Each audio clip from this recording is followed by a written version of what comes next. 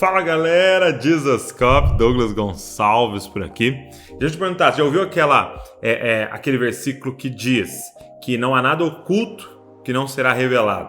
E eu vou te falar que esse versículo já gerou muito temor em mim, né? Pô, cuidado, porque não tem nada que é feito escondido que não vai ser revelado. Não sei se você já ouviu essa história que no céu vai ter um grande telão que vai passar tudo que você fez escondido. Deixa eu te falar que nós entendemos errado esse versículo e eu quero mostrar ele para você porque ele é um versículo muito importante. Então vamos lá para cima aqui da palavra de Deus.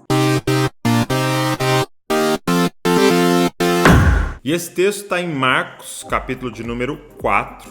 Olha só, Marcos, capítulo número 4. Mas como aqui é muito pequeno e não tem espaço para anotar, eu vou usar então, eu acho que você já conhece, mas eu estou muito feliz porque agora chegou, né? Eu falei da última vez na pré-venda para vocês, os evangelhos comentados por você. Você vai colocar o seu nome aqui. Gente, olha que coisa mais linda esse projeto. Olha só, Mateus, Marcos, Lucas e João. Olha que lindo. Vem os 4 então para você fazer os comentários. Mateus, Marcos, Lucas e João, para você comentar. E é muito legal porque de um lado você tem o texto bíblico, ok? E do outro lado um espaço para você anotar, desenhar, ilustrar e estudar. Todo cristão deveria ter uma Bíblia comentada por ele. Então vou deixar o link aqui na descrição. Você pede o seu e a gente entrega aí na sua casa os evangelhos comentados por você. Então vamos lá. Olha só, Marcos, capítulo número 4, então, Jesus está contando a parábola do semeador. E eu quero mostrar algo para vocês que um versículo como esse que eu disse, né, não tem nada oculto que não será revelado, você precisa ver em qual contexto ele foi falado. Então Jesus conta a parábola do semeador e na sequência do versículo 13 ao 26, ele vai explicar a parábola para os discípulos. O que Jesus está falando é 4 tipos de pessoas, presta atenção, 4 tipos de pessoas que ouvem a palavra de Deus. Então o primeiro tipo de pessoa que Jesus vai mostrar para a gente, e eu quero marcar para você aqui de amarelo, são as pessoas que ele chama de à beira do caminho. Ele diz que a palavra é semeada, mas logo Satanás vem e come aquela palavra, tira aquilo do coração dela. Então, primeiro, número 1, à beira do caminho.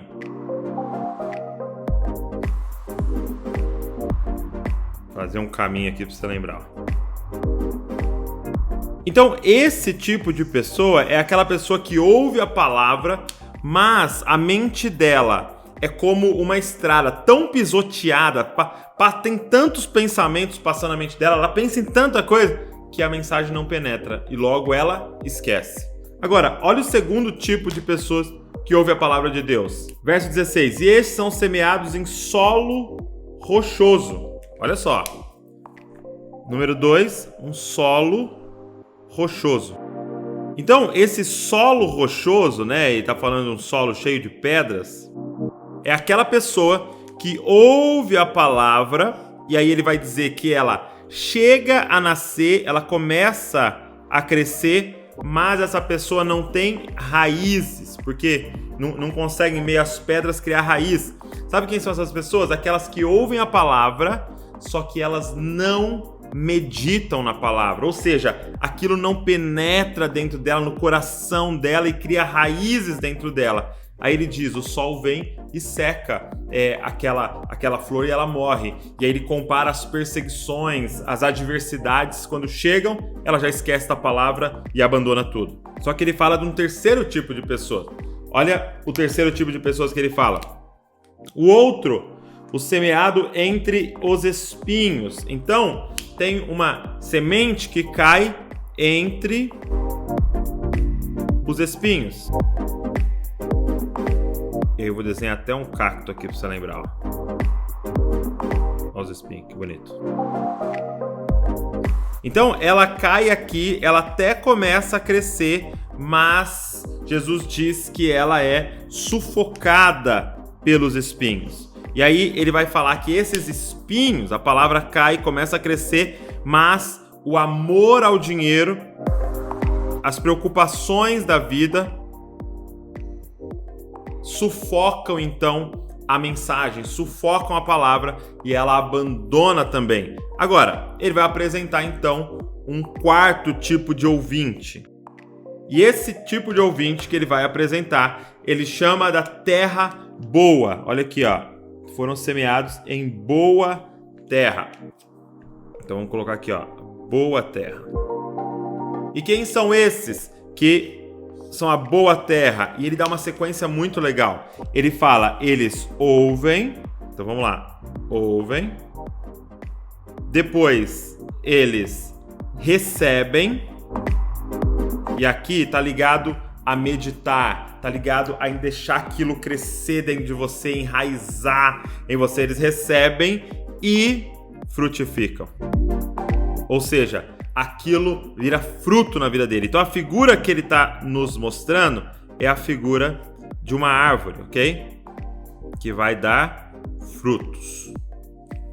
Por isso que eu até pintei de verde esse último. Tudo intencional aqui. Então presta atenção nisso.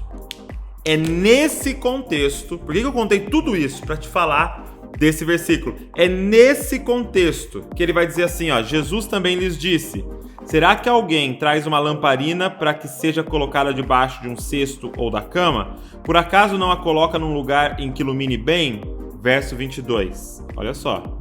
Porque não há nada oculto senão para ser manifesto, e não há nada escondido senão para ser revelado. Ele não está falando sobre pecado escondido nesse texto aqui.